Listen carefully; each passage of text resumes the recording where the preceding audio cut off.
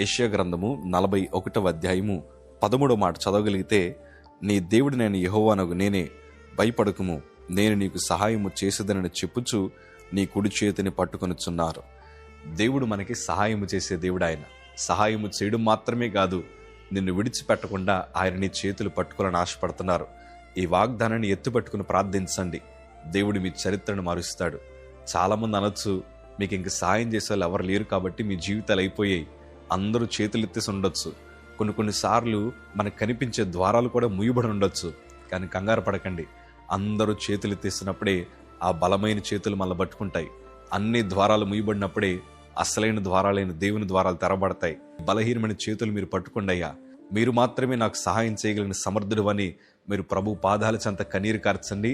మీ కన్నీరే మీ విజయానికి గొప్ప మార్గం అవుతుంది.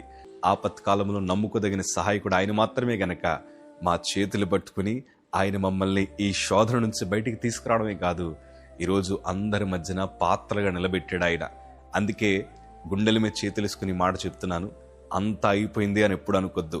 మనుషులందరి దృష్టిలో మన చరిత్ర అయిపోయినట్టు ఉండొచ్చు, కానీ దేవుడు నూతన చరిత్రను వారి కళ్ళ ముందరే నా ప్రభు రాయడం ప్రారంభిస్తాడు. దేవుడు ఒక్కసారి ఆయన హస్తం మన మీద ఉంచితే చాలు, పడిపోయిన చోటే బలమైన పాత్రగా నిలబడతాం. సో మీరు ధైర్యంగా ఉండండి.